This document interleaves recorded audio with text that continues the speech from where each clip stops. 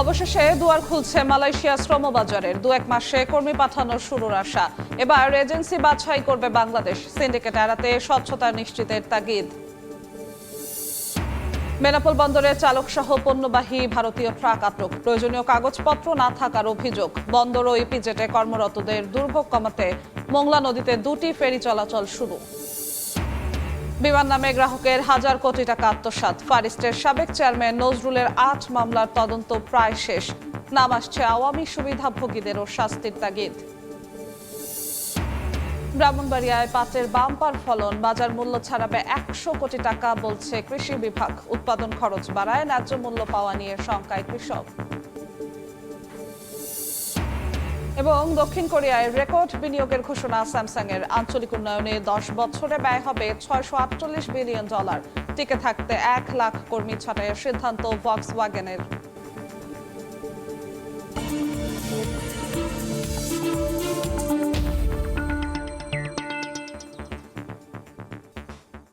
দেখছিলেন শিরোনাম। আমন্ত্রণ জানাচ্ছি দেশ ও দেশের বাইরের অর্থ বাণিজ্যের নানা খবর নিয়ে আমাদের নিয়মিত আয়োজন এ সময়ের বাণিজ্যে।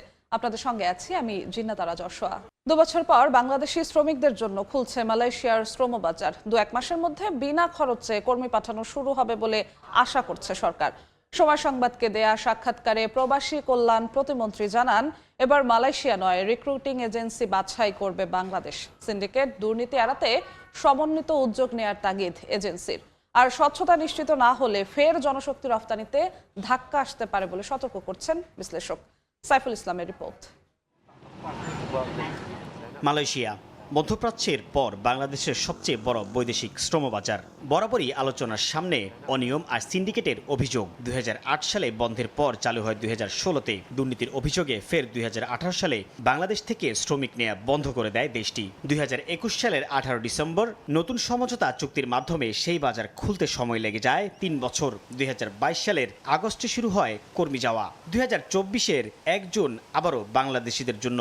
এরপর শুরু হয় দুই দেশের আলোচনার টেবিলে নানা শর্ত শিথিলের দর কষাকষি। সম্প্রতি প্রধানমন্ত্রী তারেক রহমানের মালয়েশিয়া সফরে অগ্রাধিকার পায় দেশটির শ্রমবাজারে বাংলাদেশিদের কর্মসংস্থানের বিষয়। দুই দেশের সরকারের মধ্যস্থতায় আইনি জটিলতা শেষে শ্রমিকদের জন্য দ্রুতই মালয়েশিয়ার বাজার উন্মুক্ত হবে বলে প্রত্যাশা করছে বায়রা। দুই সরকার আলাপ আলোচনা করে যে সিদ্ধান্ত নেবে, যে পদ্ধতি ঠিক করবে, ডেফিনেটলি আমরা সেই পদ্ধতিতেই আমরা লোক পাঠাতে চাই। আমরা চাই যে দ্রুত গতিতে লোক যায়। সিন্ডিকেট দুর্নীতির মতো নানা বিতর্কিত বিষয় এড়াতে এজেন্সি ও সরকারকে সমন্বিত উদ্যোগে কাজ করতে হবে বলে মনে করেন জনশক্তি রফতানিকারকরা। সরকার রিক্রুটিং এজেন্ট এবং সেক্টরের প্রতি ইতিবাচক একটা ভূমিকা নেবে। আমরা সম্মান স্বীকৃতি পাবো, তবেই তো আমরা উৎসাহিত হব। আমরা গভর্নমেন্টের এজেন্ডা বাস্তবায়নের জন্য কাজ করতে চাই। তাদের যে মিনিমাম চাকরি দিবে বলেছে, আমরা জনশক্তি রপ্তানি করে তার একটা বিরাট অংশ সেখানে কাউন্ট হতে পারে। আশার পালে যখন হাওয়া লাগছে, তখন অর্থনীতিবিদরা সতর্ক করছেন, কর্মী পাঠানোর প্রতিটি ধাপে স্বচ্ছতা ও জবাবদিহিতা নিশ্চিত না হলে ভেস্তে যেতে পারে আগামী 5 বছরে বিদেশে 1 কোটি মানুষের কর্মসংস্থান তৈরি করতে দেয়া সরকারের নির্বাচনী ইস্তেহার। সরকার যদি প্রতিশ্রুতিবদ্ধ হয় যে এমন একটা সিস্টেম চালু করবে, ফলে শ্রমিকের অভিবাসন খরচ কমে আসবে, এটা কিন্তু সরকারের হাতে আমি মনে করি। এমন সম্ভাবনা শঙ্কার মধ্যেই সময় সংবাদকে দেয়া সাক্ষাৎকারে প্রবাসী কল্যাণ প্রতিমন্ত্রী জানান, 1 থেকে 2 মাসের মধ্যে বাংলাদেশিদের জন্য মালয়েশিয়ার শ্রমবাজার খোলার আশার কথা, যেখানে কর্মী যাবে বিনা খরচে। জয়েন্ট ওয়ার্কিং কমিটির মিটিং করে 2-1 মাসের মধ্যে সমাধানে পৌঁছানো যায়, তাহলে তো 2-1 মাসের এটা ওপেন হয়ে যেতে পারে। প্রতিমন্ত্রী জানান, এবার মালয়েশিয়া রিক্রুটিং এজেন্সি বাছাই করবে বাংলাদেশ। মালয়েশিয়ান কর্তৃপক্ষ হচ্ছে বাংলাদেশ থেকে লোক যাওয়ার ক্ষেত্রে রিক্রুটিং এজেন্সি সিলেক্ট করবে, সিন্ডিকেট, সেই দায়টা তো আমাদের উপরে আসে। তো আমরা এই চুক্তির এই ধারাটাকে সংশোধন করার জন্য জয়েন্ট ওয়ার্কিং কমিটিতে বলা হয়েছে, এবং এখানে মালয়েশিয়ার প্রধানমন্ত্রী বলেছে 0 কস্টে আপনার যেন লোক যেতে পারে। 2024 সালে মালয়েশিয়ায় যেতে না পারা 7,873 জন কর্মীকে পাঠানোর জন্য সরকারি সংস্থা বয়োসেলকে দায়িত্ব দেওয়া হলে এখন পর্যন্ত প্রায় 3,000 যেতে পেরেছেন। বাকিদের ব্যাপারেও আলাদা সিদ্ধান্ত নেয়ার তাগিদ খাত সংশ্লিষ্টদের। সাইফুল ইসলাম, সময় সংবাদ, ঢাকা। দর্শক, আমরা প্রতিবেদনটি দেখলাম। এ বিষয়ে আলোচনার জন্য আমাদের সঙ্গে যুক্ত হয়েছেন শ্রমবাজার রক্ষা আন্দোলনের আহ্বায়ক মোহাম্মদ আতিকুর রহমান বিশ্বাস। জনাব আতিকুর রহমান, আপনাকে এই সময়ের বাণিজ্যে স্বাগত জানাচ্ছি। ধন্যবাদ। আমাদের সহকর্মীর প্রতিবেদনে যেমনটি দেখছিলাম, প্রতিমন্ত্রীর আশা প্রকাশ করছিলেন তিনি যে 2-1 মাসের মধ্যেই আবার মালয়েশিয়ার শ্রমবাজার চালু হবে। বেশ কয়েকবার এর আগে বন্ধ হয়েছে, এরপরে চালু হয়েছে, এবার এই মুহূর্তে আপনারা এই আশ্বাসটা কিভাবে দেখছেন? ধন্যবাদ। আমাদের বর্তমান গভর্নমেন্টের প্রধানমন্ত্রী জনাব তারেক রহমান ইতিমধ্যে মালয়েশিয়া সফর করেছেন। আপনি জানেন বাংলাদেশে এই শ্রমবাজারটা বলতে গেলে অনেক দিন যাবৎ মুখ থুবড়ে পড়েছে। আমরা যারা ব্যবসায়ী আছি অনেকে অফিস পরিচালনা করতে পারছে না।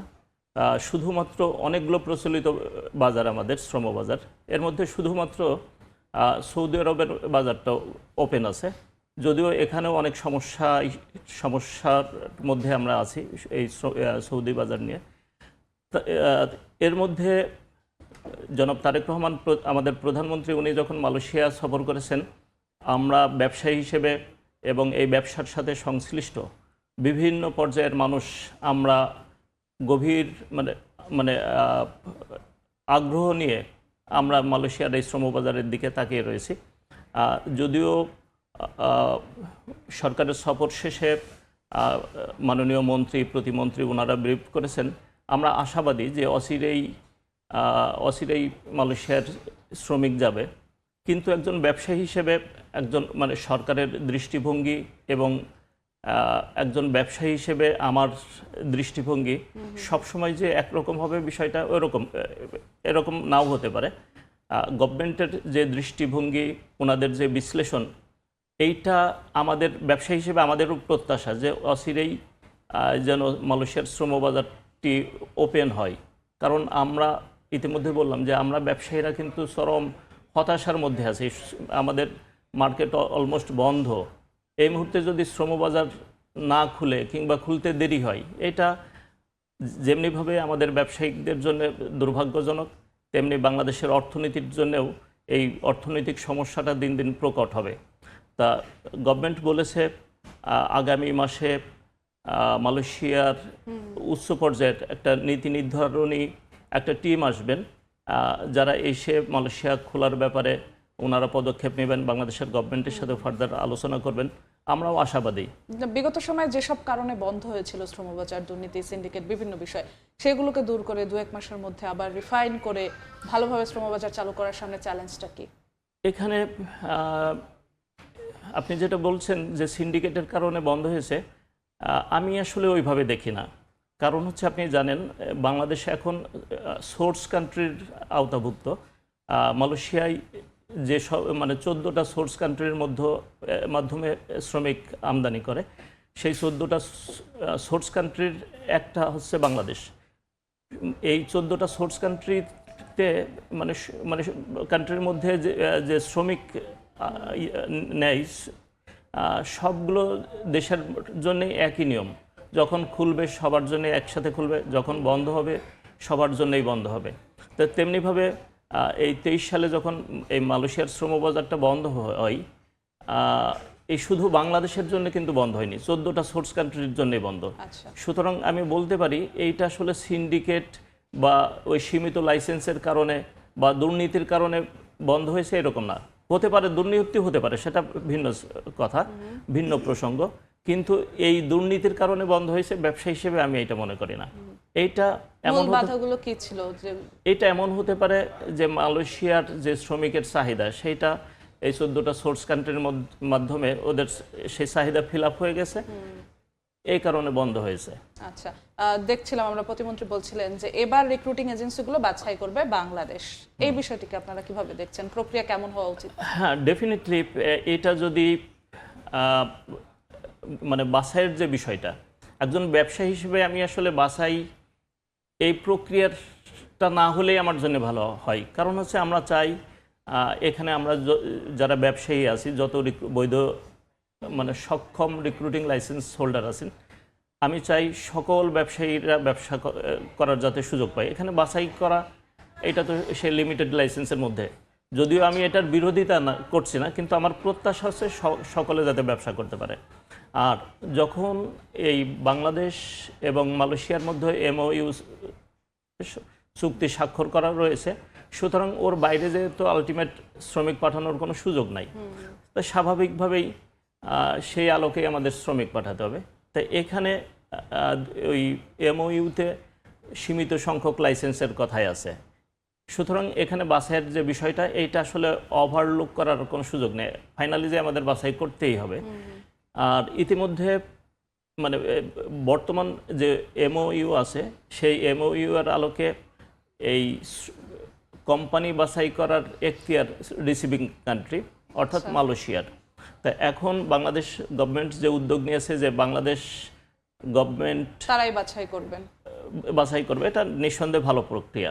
তবে শুধু এটুকু বলতে চাই, যেহেতু এটা এমওইউ এর ব্যাপার, আমি চাই এই বাছাই করতে যে যদি এইটা এই শ্রমিক পাঠানোর এই প্রক্রিয়াটা যদি দীর্ঘসূত্রিতা হয়, তাহলে এইটা যদি দীর্ঘসূত্রিতা হয়, তা সেক্ষেত্রে যেহেতু অন্যান্য সোর্স কান্ট্রিগুলো অলরেডি শ্রমিক পাঠানো শুরু করে দিয়েছে, বাংলাদেশের ইন্টারনাল কিছু ঝামেলার কারণে আমরা এখনও শ্রমিক পাঠানো শুরু করতে পারিনি।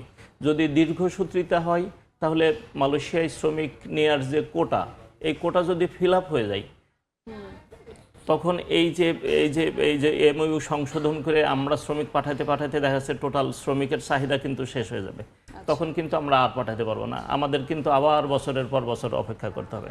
তো সেক্ষেত্রে আমি চাই, ব্যবসায়ী হিসেবে আমার প্রত্যাশা, আমাদের বর্তমান সরকারের, গণতান্ত্রিক সরকারের যে স্লোগান, এইটাও আমি ব্যক্তিগতভাবে বুকে ধারণ করি, লালন করি, যে আমার আগে আমরা, আমাদের আগে দেশ, সবার আগে বাংলাদেশ। আমার কথা হচ্ছে, একজন ব্যবসায়ী হিসেবে আমি চাই যে কোনো ব্যবসায়ী যেন কোনো ক্ষতিগ্রস্ত না হয়। সেক্ষেত্রে বাছাই ছোট যারা রিক্রুটিং এজেন্সি কিংবা নতুন যারা আসবে তাদেরও বাদ পড়ে যাওয়ার সংখ্যা থাকে। ডেফিনেটলি এখানে গভর্নমেন্টের কিছু পদক্ষেপ নিতে হবে।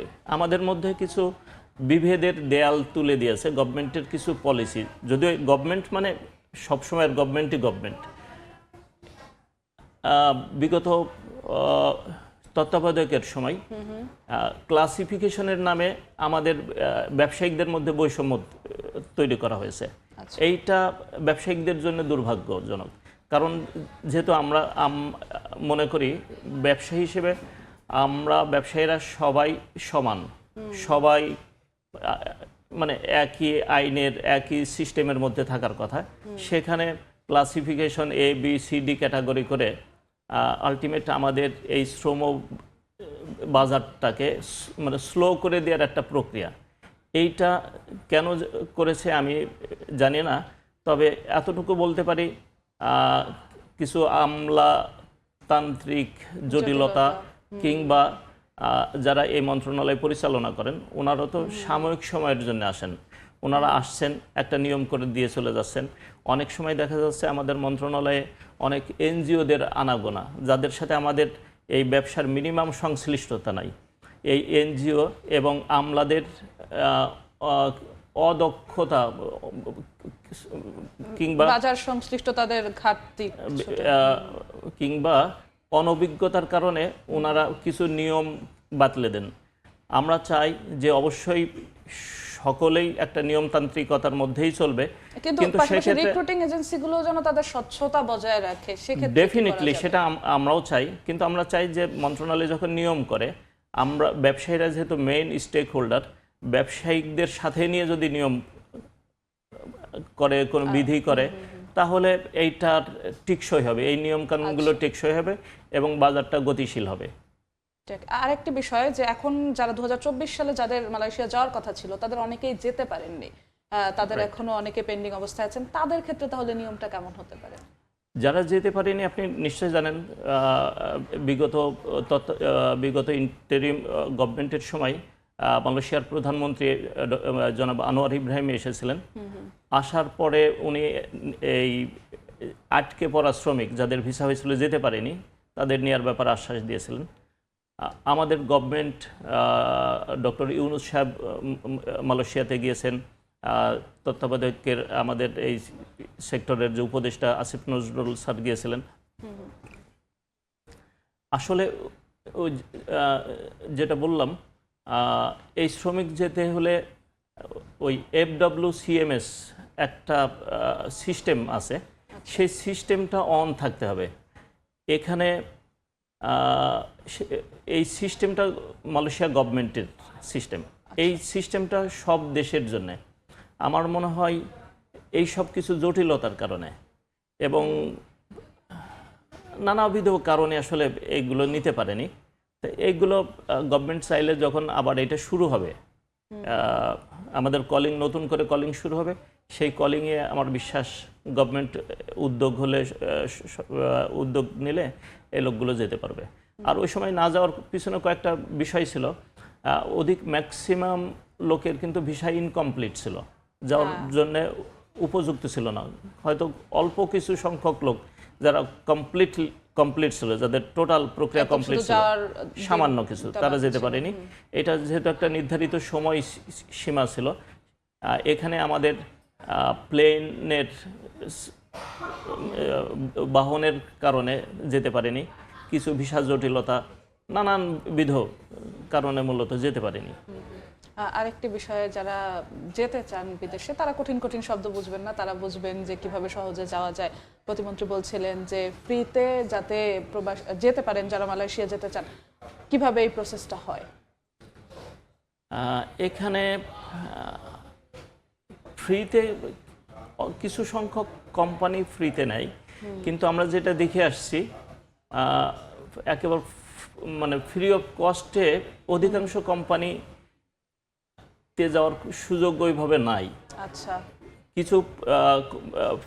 কিছু কোম্পানি আছে যে কোম্পানিগুলোর প্রোডাক্ট ইউরোপে, আমেরিকাতে ওদের প্রোডাক্ট সেল করে, প্রোডাক্ট রপ্তানি করে।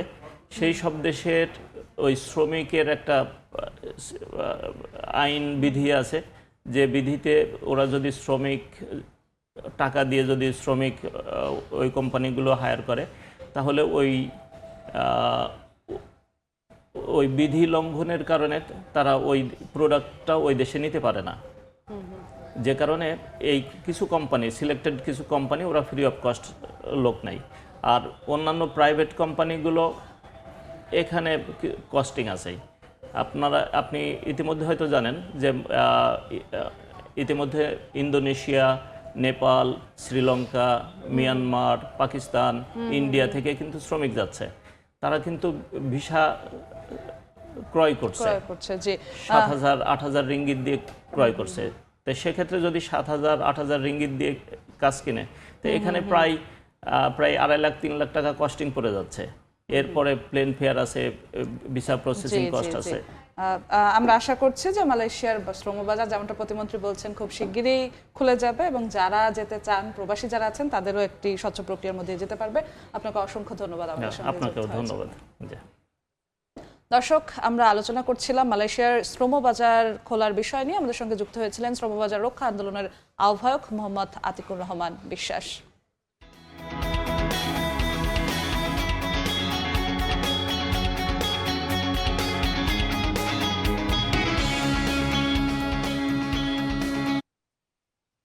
বেনাপোল বন্দরে কাগজপত্রবিহীন একটি পণ্যবাহী ভারতীয় ট্রাক আটক হয়েছে। তবে ট্রাকটি থেকে পণ্য পাচারের অভিযোগে বাংলাদেশি এক ট্রাক সহ চালককে আটক করে পুলিশে সোপর্দ করেছে বন্দর।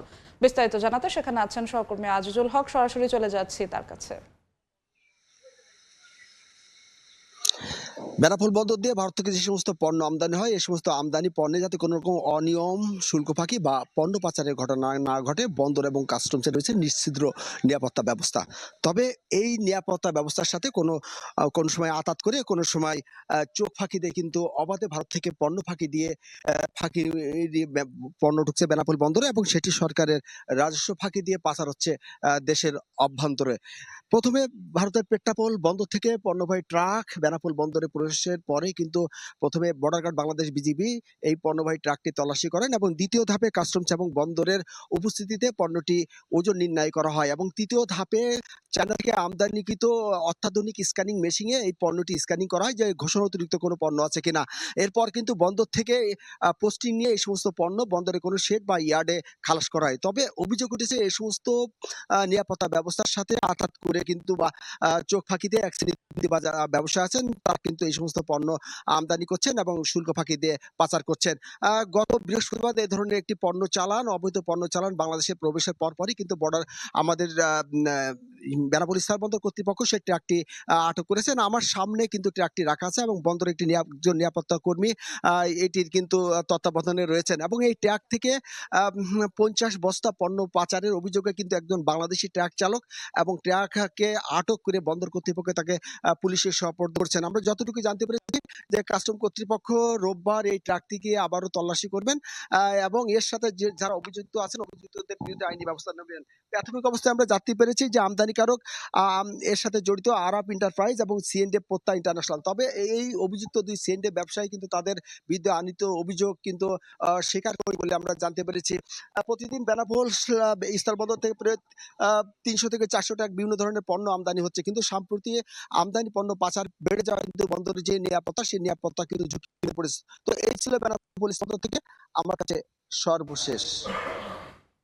সরাসরি যুক্ত ছিলাম বেনাপোল বন্দরে। মোংলা বন্দর ও ইপিজেডে কর্মরত শ্রমিক কর্মচারী সহ সাধারণ মানুষের দুর্ভোগ কমাতে মোংলা নদীতে এখন থেকে 24 ঘন্টায় 2টি ফেরি চলাচল করবে। বিস্তারিত জানাতে সেখানে আছেন সহকর্মী আব্দুল্লাহ আল মামুন রুবেল। সরাসরি চলে যাচ্ছি তার কাছে। রুবেল, মংলা নদী পারাপারে স্থানীয়দের যে ভোগান্তি দীর্ঘদিন ধরে চলছিল তা কিন্তু এখন অনেকটাই স্বস্তি ফিরেছে। ড্রেজিং করার ফলে মংলা নদীর নাব্যতা আসলে বৃদ্ধি পেয়েছে, ফলে এখান থেকে কিন্তু 2টি করে ফেরি সার্বক্ষণিকভাবে চালু করার আসলে উদ্যোগ নেওয়া হয়েছে এবং সেটি কিন্তু আজ সকাল থেকেই সকাল 8টা থেকে আনুষ্ঠানিকভাবে চালু হয়েছে। মংলা নদীতে প্রতিদিন এই নদী পার হয়ে ওপার থেকে 15 থেকে 20 হাজার মানুষ আসলে এখানে কর্মরত আছেন, যারা মংলা বন্দর এবং মংলা ইপিজেডে আসলে কর্মরত 15 থেকে 20 হাজার শ্রমিক এখানে আসলে কাজ করেন। তারা প্রতিদিন ভোরে কিন্তু যে ট্রলার আমরা দেখতে পাচ্ছি সেই ট্রলারে কিন্তু জীবনের ঝুঁকি নিয়ে পার হয়ে আসেন। তবে আজ কিন্তু এই মংলা এটির আসলে যে চ্যালেঞ্জ ছিল সেটি ছিল হচ্ছে এই নদীতে আসলে নাব্য কম থাকায় এখানে কিন্তু নিয়মিত ফেরি চলাচল করতে পারতো না। তবে স্থানীয়ভাবে সরকারি উদ্যোগের ফলে এখানে কিন্তু ড্রেজিং করার ব্যবস্থা হয় এবং ড্রেজিং করার ফলে নদীর নাব্যতা আসলে বৃদ্ধি পেয়েছে এবং নদীর নাব্য বৃদ্ধি পাওয়ার পরপরই কিন্তু এখানে 2টি ফেরি সার্বক্ষণিকভাবে চালু করার আসলে উদ্যোগ নিয়েছে। এতে কিন্তু স্থানীয় মানুষের যে দীর্ঘদিনের ভোগান্তি সেটি কিন্তু আসলে অনেকটাই হ্রাস পেয়েছে। আমরা দেখতে পাচ্ছি যে ফেরি এই সময় সাধারণত এখানে আসলে ফেরি চলাচল করে না, এখন আসলে ভাটার সময় আমরা দেখছি যে ফেরি এই মুহূর্তে কিন্তু কিছু সময় আগে মংলার এই প্রান্ত থেকে বেশ কিছু যানবাহন নিয়ে ওপারে চলে গিয়েছে এবং এখনও কিন্তু মংলার একর প্রান্তে কিন্তু আমরা দেখছি বেশ কিছু যানবাহন আসলে অপেক্ষা করছে। এছাড়া কিন্তু শত শত মানুষ আসলে এখানে অপেক্ষা করছেন এবং তারা কিন্তু আসলে বলছেন যে এই যে উদ্যোগটা আসলে নেওয়া হয়েছে এর ফলে এখানকার মানুষ আসলে স্বস্তি অনুভব করছেন। পাশাপাশি এই নদীতে কিন্তু একটি ঝুলন্ত সেতুর আসলে উদ্যোগও নেওয়া হয়েছে। আজ কিন্তু প্রতিমন্ত্রী যিনি এখানকার এমপিও ডক্টর শেখ ফরিদুল ইসলাম তিনি আসলে আশ্বাস দিয়েছেন এখানে খুব দ্রুত একটি ঝুলন্ত সেতু নির্মাণ করা হবে, তাহলে আসলে দুর্ভোগ আরও কমবে। তো আমার কাছে এই ছিল মোংলা থেকে যে ফেরি চলাচল শুরু হয়েছে তার সবশেষ খবর। মোংলা থেকে যুক্ত হয়েছিলেন সহকর্মী আব্দুল্লাহ আল মামুন রুবেল। দেখছেন এ সময়ের বাণিজ্য, সঙ্গেই থাকুন। টাকা হাতিয়ে নেওয়া ফার ইস্ট ইসলামী লাইফ ইন্স্যুরেন্সের সাবেক চেয়ারম্যান নজরুল ইসলাম সহ সংশ্লিষ্টদের বিরুদ্ধে দুদকের 8 মামলার তদন্ত প্রায় শেষ। 1500 কোটি টাকা আত্মসাতের তদন্তে নাম আসছে আওয়ামী সুবিধাভোগীদেরও। যদিও ফারিস্টের বর্তমান কর্তৃপক্ষের দাবি লুটপাটের মাধ্যমে অন্তত 3,500 কোটি টাকা সরিয়েছে নজরুল ইসলাম সিন্ডিকেট। অপরাধীদের শাস্তির পাশাপাশি গ্রাহকের পাওনা অর্থ দ্রুত ফেরত দেওয়ার তাগিদ টিআইবির। তাসলিম তৌহিদের প্রতিবেদন। পাসপোর্ট নিতে এসে দুদকের হাতে ধরা পড়েন ফারিস্ট ইসলামী লাইফ ইন্স্যুরেন্সের সাবেক চেয়ারম্যান নজরুল ইসলাম। গ্রাহকের 207 কোটি টাকা আত্মসাতের মামলায় গত বছরের অক্টোবরে তাকে গ্রেফতার করা হয়।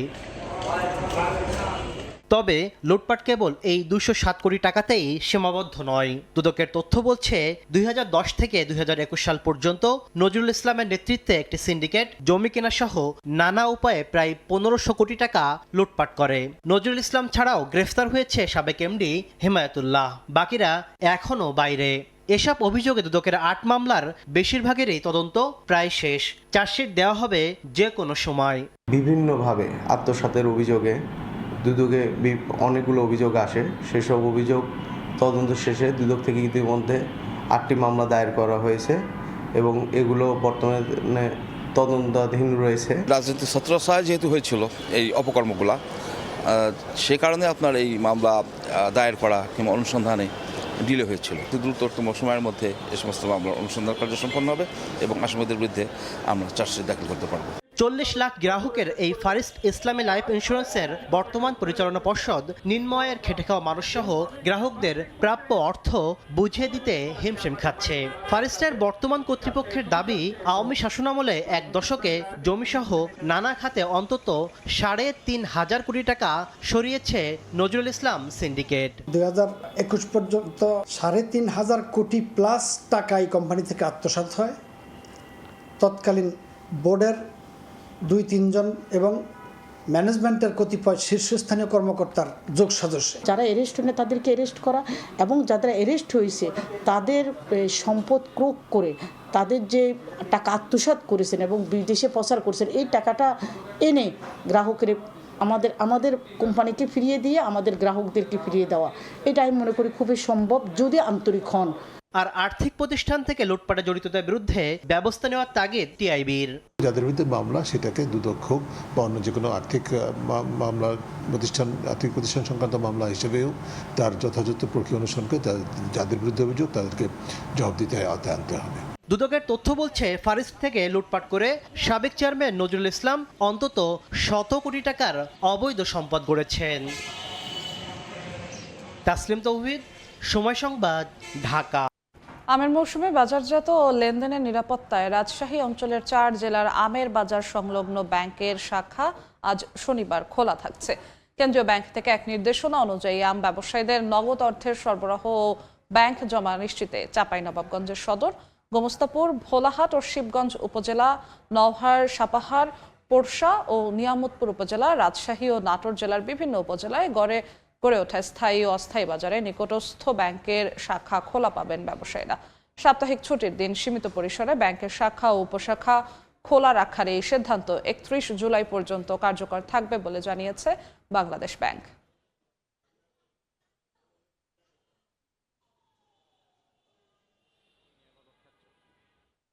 সর্বনিম্ন 10,000 টাকা বিনিয়োগে 273 দিন মেয়াদী সুকুক কিনতে পারবেন গ্রাহকরা। এতে বার্ষিক মুনাফার হার ধরা হয়েছে 9.36%। গ্রাহকরা নিজেদের ব্যাংক বা ফাইন্যান্স কোম্পানির মাধ্যমে শরিয়া ভিত্তিক ও নিরাপদ এই সরকারি বিনিয়োগে অংশ নিতে পারবেন। আজ শনিবার বাংলাদেশ ব্যাংকের ডেট ম্যানেজমেন্ট বিভাগের প্রকাশিত বিজ্ঞপ্তিতে জানা যায়, সর্বমোট ইস্যুকৃত সুকুকের পরিমাণ 5,500 কোটি টাকা। আবাসিক ও অনাবাসিক ব্যক্তি এবং প্রতিষ্ঠান নিজেদের ব্যাংক বা আর্থিক প্রতিষ্ঠানের মাধ্যমে এতে বিনিয়োগ করতে পারবেন। এছাড়া অন্যান্য সরকারি সিকিউরিটিজের মতোই রেপো সুবিধা থাকছে। রোববার সকাল 10টা থেকে বিকেল 3টা পর্যন্ত অকশন চলবে।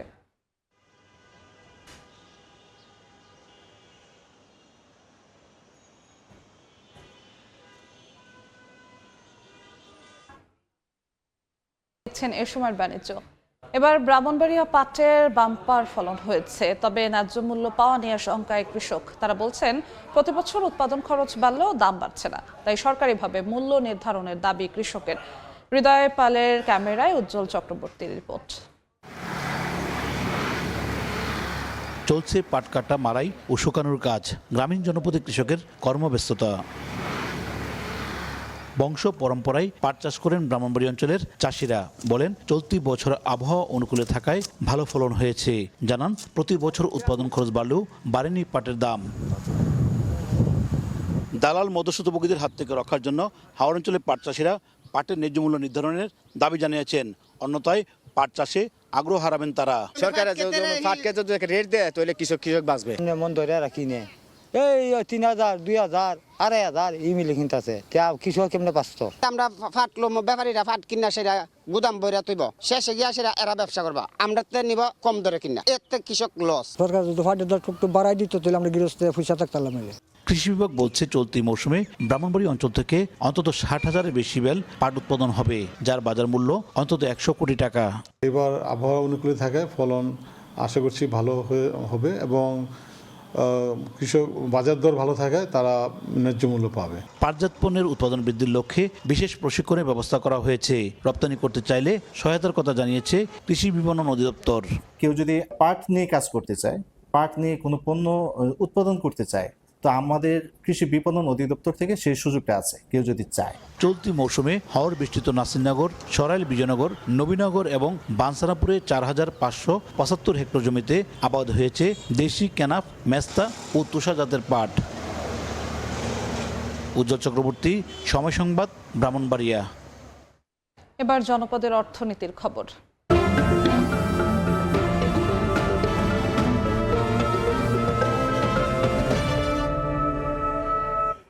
দলিল নিবন্ধনের 3.5 মাস আগেই ভূমি অধিগ্রহণের টাকা ছাড় করেন অতিরিক্ত জেলা প্রশাসক। অভিযোগ উঠেছে পাওয়ার অব অ্যাটর্নির ভুয়া দলিল দিয়ে একজনের টাকা তুলে নিয়েছেন আরেকজন। এই অনিয়ম হয়েছে ঢাকা রংপুর মহাসড়ক 4 লেনে উন্নীতকরণ প্রকল্পে। গাইবান্ধা থেকে হেদায়েতুল ইসলাম বাবুর রিপোর্ট। ঢাকা রংপুর মহাসড়ক 4 লেন উন্নীতকরণ প্রকল্পে পলাশবাড়ির সাইদুর রহমান ও শামসুল আলমের কাছ থেকে 1.25 শতক জমি অধিগ্রহণ করে সরকার। 2025 সালের 15 ডিসেম্বর অতিরিক্ত জেলা প্রশাসক আল মামুনের আদেশে অধিগ্রহণের 18,975 টাকার পুরোটাই তুলে নেন শামসুল আলম। 2025 সালের 1 সেপ্টেম্বরের আদেশে বলা হয় সাইদুর রহমান সম্পূর্ণ টাকা তুলে নেয়ার জন্য শামসুল আলমকে 6,886 নম্বর পাওয়ার অব অ্যাটর্নির দলিল করে দেন। সে অনুযায়ী টাকা ছাড় করা হয়। 1 সেপ্টেম্বর আদেশ হলেও 3 মাস পরে 15 ডিসেম্বর নিবন্ধন হয়েছে পাওয়ার অব অ্যাটর্নির দলিল।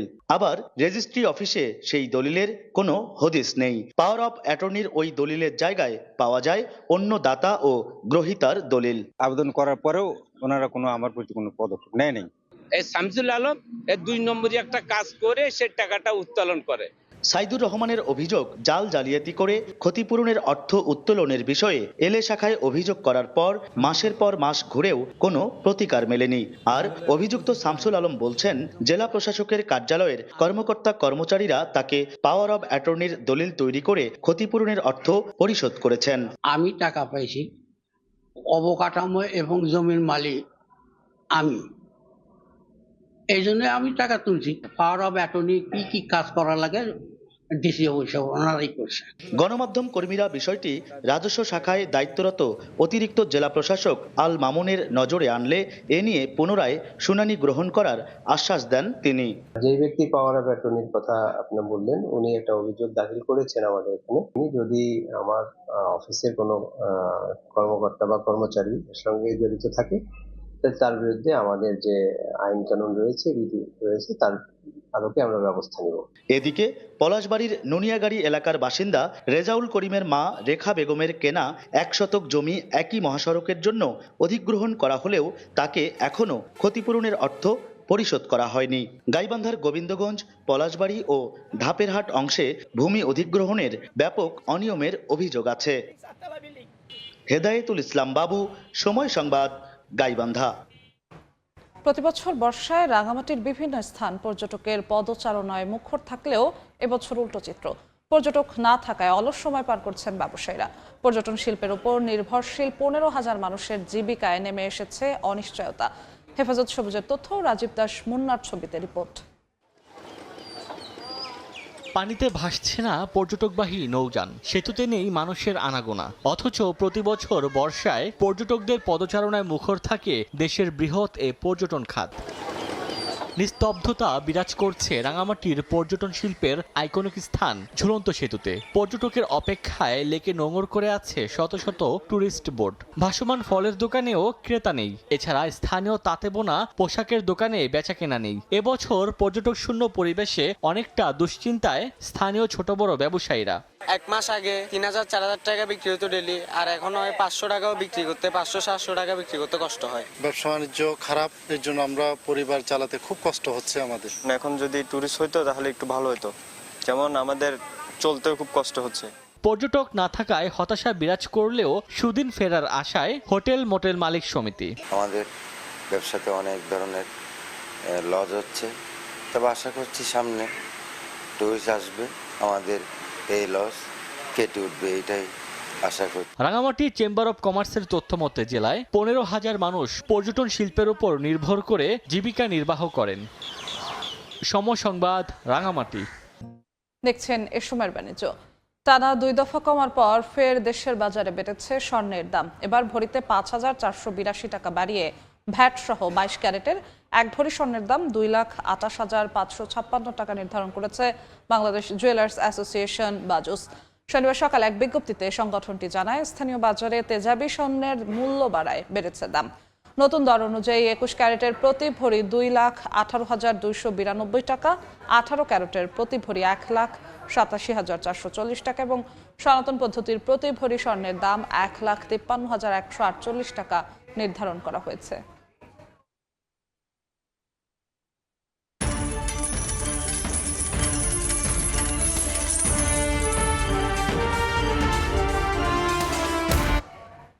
পারস্য উপসাগরের কৌশলগত রাস তানুরা টার্মিনাল থেকে দীর্ঘ 4 মাস পর আবারও অপরিশোধিত জ্বালানি তেল রফতানি শুরু করেছে সৌদি আরামকো। যুক্তরাষ্ট্র ও ইরানের মধ্যকার সাম্প্রতিক অন্তর্বর্তীকালীন চুক্তির পর সচল হয়েছে হরমুজ প্রণালী, যার প্রভাব পড়তে শুরু করেছে বিশ্ববাজারে। কমছে জ্বালানি তেলের দাম। দীর্ঘ 4 মাস বন্ধ থাকার পর অবশেষে পারস্য উপসাগরের কৌশলগত রাস্তানুরা টার্মিনাল থেকে জ্বালানি তেল রফতানি শুরু করেছে সৌদি আরামকো। এলএসইজির শিপিং তথ্য অনুযায়ী ইতোমধ্যেই দুটি বিশাল সুপার ট্যাঙ্কার বন্দরে তেল লোড করছে, যার প্রতিটির ধারণ ক্ষমতা প্রায় 20 লাখ ব্যারেল। কাছাকাছি অপেক্ষায় আছে আরও বেশ কিছু জাহাজ। এর আগে যুক্তরাষ্ট্র ও ইসরায়েলের সঙ্গে ইরানের সামরিক সংঘাতের জেরে অবরুদ্ধ হয়ে পড়েছিল হরমুজ প্রণালী। ফলে গত 8 মার্চের পর রাস্তানুরা থেকে এশিয়ায় তেল পাঠানো পুরোপুরি বন্ধ হয়ে যায়। বাধ্য হয়ে লোহিত সাগরের ইয়ানবু বন্দর দিয়ে বিকল্প রুটে তেল রফতানি সচল রেখেছিল সৌদি আরব। উপসাগরীয় অঞ্চলের তেল আবার বাজারে আসায় বিশ্ববাজারে তেলের দাম কমতে শুরু করেছে। আন্তর্জাতিক বাজার বিশ্লেষণকারী মার্কিন প্রতিষ্ঠান দ্য ট্রেডিং ইকোনমিক্সের তথ্য, অপরিশোধিত জ্বালানি তেল ওয়েস্ট টেক্সাস ইন্টারমিডিয়েটের দাম এক সপ্তাহে 10.48% আর মাসে 21.93% কমে বর্তমানে প্রতি ব্যারেল বিক্রি হচ্ছে $69.23, যা গেল 27 ফেব্রুয়ারির পর সর্বনিম্ন। সপ্তাহ ব্যবধানে 10.5% বেশি আর মাসের হিসাবে 21.96% কমে প্রতি ব্যারেল ব্রেন্ট ক্রুড বিক্রি হচ্ছে $72। গেল 27 ফেব্রুয়ারির পর এই জ্বালানি তেলের দামও নামল সর্বনিম্নে। তবে এখনও হরমুজ প্রণালীতে বাণিজ্যিক জাহাজের শতভাগ নিরাপত্তা নিয়ে কিছুটা উদ্বেগ রয়ে গেছে। তা সত্ত্বেও বিশ্ব অর্থনীতিতে জ্বালানি সরবরাহে আরামকোর এই সিদ্ধান্ত বড় স্বস্তি এনে দিয়েছে। কামরুল হাসান সবুজ, সময় সংবাদ। এ সময়ের বাণিজ্য। বৈশ্বিক সেমিকন্ডাক্টর ও কৃত্রিম বুদ্ধিমত্তা বা এআই প্রযুক্তির বাজারে নিজেদের একচ্ছত্র আধিপত্য ধরে রাখতে এবার রেকর্ড বিনিয়োগের ঘোষণা দিতে যাচ্ছে দক্ষিণ কোরিয়ার টেক জায়ান্ট স্যামসাং। দেশের আঞ্চলিক উন্নয়ন ত্বরান্বিত করতে আগামী 10 বছরে 1000 ট্রিলিয়ন ওয়ান বা প্রায় 648 বিলিয়ন মার্কিন ডলারের এক বিশাল বিনিয়োগ মহাপরিকল্পনা হাতে নিয়েছে প্রতিষ্ঠানটি। প্রযুক্তি বাজারে নিজেদের একচ্ছত্র আধিপত্য ধরে রাখতে এবার ঘরের মাঠে ঐতিহাসিক বিনিয়োগে যাচ্ছে টেক জায়ান্ট স্যামসাং।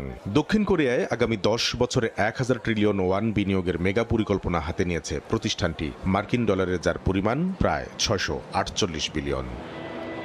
স্থানীয় সংবাদ মাধ্যম মেইল বিজনেস নিউজ পেপারের তথ্য মতে সোমবারই আসতে পারে এই আনুষ্ঠানিক ঘোষণা। এই বিশাল অঙ্কের একটি বড় অংশ অর্থাৎ প্রায় 300 ট্রিলিয়ন ওয়ান ব্যয় হবে দেশের দক্ষিণ পশ্চিম অঞ্চলে নতুন চিপ উৎপাদন কারখানা নির্মাণে। বলা হচ্ছে মূলত সিউল ও এর আশপাশের এলাকার বাইরে অর্থনৈতিক উন্নয়ন ছড়িয়ে দিতেই এই উদ্যোগ নেওয়া হচ্ছে। দীর্ঘদিন ধরেই কোরিয়ান চিপ নির্মাতারা সিউলের বাইরে বিনিয়োগ বাড়ানোর জন্য অভ্যন্তরীণ চাপের মুখে ছিলেন।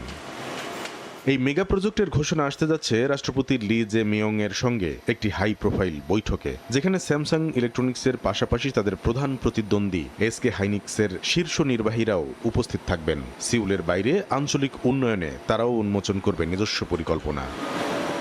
বিশ্লেষকরা বলছেন এই মহাপরিকল্পনা বাস্তবায়ন হলে বৈশ্বিক সেমিকন্ডাক্টর বাজারে দক্ষিণ কোরিয়ার অবস্থান আরও শক্তিশালী হবে। কামরুল হাসান সবুজ, সময় সংবাদ। বিশাল লোকসান ও তীব্র অর্থনৈতিক মন্দার মুখে এবার অটোমোবাইল খাতের ইতিহাসে অন্যতম বড় পুনর্গঠন প্রক্রিয়ায় যাচ্ছে জার্মান গাড়ি নির্মাতা জায়ান্ট ভক্সওয়াগেন। খরচ কমাতে আগামী কয়েক বছরে বিশ্বব্যাপী প্রতিষ্ঠানটির প্রায় 1 লাখ কর্মী ছাঁটাইয়ের লক্ষ্য নিয়েছেন প্রতিষ্ঠানটির প্রধান নির্বাহী অলিভার ব্লুম। আগামী 5 বছরের জন্য কোম্পানির বিনিয়োগের বাজেটও এক ধাক্কায় 15% কমানোর পরিকল্পনা করা হচ্ছে। পরিস্থিতি সামাল দিতে জার্মানি জুড়ে ভক্সওয়াগেন ও অডির একাধিক বড় উৎপাদন কারখানা স্থায়ীভাবে বন্ধ করে দেওয়ার ইঙ্গিত দিয়েছে প্রতিষ্ঠানটি। বৈশ্বিক মন্দার তীব্র প্রতিযোগিতার মুখে এবার বড় ধাক্কা খেল জার্মানির ঐতিহ্যবাহী গাড়ি নির্মাতা প্রতিষ্ঠান ভক্সওয়াগন। খরচ বাঁচাতে আগামী কয়েক বছরে বিশ্বব্যাপী নিজেদের বর্তমান কর্মী বাহিনী থেকে 1 লাখ শ্রমিক ছাঁটাইয়ের এক কঠোর পরিকল্পনা হাতে নিয়েছে কোম্পানির প্রধান নির্বাহী অলিভার ব্লুম। জার্মান ব্যবসা বিষয়ক সাময়িকী ম্যানেজার ম্যাগাজিনের প্রতিবেদন অনুযায়ী কেবল কর্মী ছাঁটাই নয়, আগামী 5 বছরে বিনিয়োগের পরিমাণও আরও প্রায় 15% কমাচ্ছে ভক্সওয়াগন। ফলে নতুন বাজেট দাঁড়াবে 130 বিলিয়ন ইউরো বা 148 বিলিয়ন ডলারে। মূলত কোম্পানিটিকে দেউলিয়াত্বের হাত থেকে বাঁচাতে পুরোপুরি পুনর্গঠন করতে চায় শীর্ষকর্তারা। নতুন এই পরিকল্পনার আওতায় ভক্সওয়াগনের মূল VW ব্র্যান্ড এবং এর যন্ত্রাংশ উৎপাদনকারী কারখানাগুলোকে মূল গ্রুপ কাঠামো থেকে সম্পূর্ণ আলাদা করে ফেলা হবে। এগুলো পরিচালিত হবে পৃথক এবং স্বতন্ত্র প্রতিষ্ঠান হিসেবে। সবচেয়ে বড় আঘাতটি আসছে মধ্যমেয়াদী পরিকল্পনায়। জার্মানির হ্যানোভার, জুইকাউ ও এমডেনে অবস্থিত ভক্সওয়াগনের 3টি প্রধান উৎপাদন কারখানা স্থায়ীভাবে বন্ধ করে দেওয়া হবে। বাদ পড়ছে না সহযোগিতা ব্র্যান্ড অডিও। বন্ধ হবে তাদের নেকারসুলুমের প্ল্যান্টটিও। বর্তমানে সচল মডেলগুলোর উৎপাদন শেষ হওয়া মাত্রই তালা ঝুলবে এই কারখানাগুলোতে। স্পর্শকাতর এই বিষয়টিতে ভক্সওয়াগন কর্তৃপক্ষ এখনও আনুষ্ঠানিকভাবে কোনো মন্তব্য করেনি বলে জানিয়েছে বার্তা সংস্থা রয়টার্স। তবে বিশ্লেষকরা বলছেন, জার্মানির অটোমোবাইল শিল্পের এই সংকট পুরোপুরি ইউরোপের অর্থনীতিতেই বড় ধরনের বিপর্যয় ডেকে আনতে পারে। কামরুল হাসান সবুজ, সময় সংবাদ। এ পর্যায়ে শীর্ষ সংবাদগুলো জানিয়ে দিচ্ছি আরেকবার। অবশেষে দুয়ার খুলছে মালয়েশিয়া শ্রমবাজারের। 2-1 মাসে কর্মী পাঠানোর শুরুর আশা। এবার এজেন্সি বাছাই করবে বাংলাদেশ। সিন্ডিকেট এড়াতে স্বচ্ছতা নিশ্চিতের তাগিদ। বেনাপোল বন্দরে চালক সহ পণ্যবাহী ভারতীয় ট্রাক আটক। প্রয়োজনীয় কাগজপত্র না থাকার অভিযোগ। বন্দর ও ইপিজেটে কর্মরতদের দুর্ভোগ কমাতে মোংলা নদীতে 2টি ফেরি চলাচল শুরু। এবং বিমান নামে গ্রাহকের 1000 কোটি টাকা আত্মসাৎ। ফার ইস্টের সাবেক চেয়ারম্যান নজরুলের 8 মামলার তদন্ত প্রায় শেষ। নাম আসছে আওয়ামী সুবিধাভোগীদেরও। শাস্তির তাগিদ।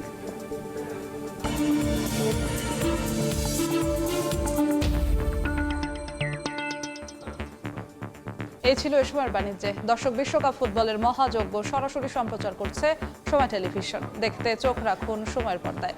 এরপর দুপুর 12টার সময় সংবাদ নিয়ে সঙ্গে থাকবেন সহকর্মী তাজমিলা খান। ধন্যবাদ যশোয়া। 12টার সময় সংবাদ নিয়ে আসছে কিছুক্ষণ পর। সঙ্গে থাকুন সময়ের।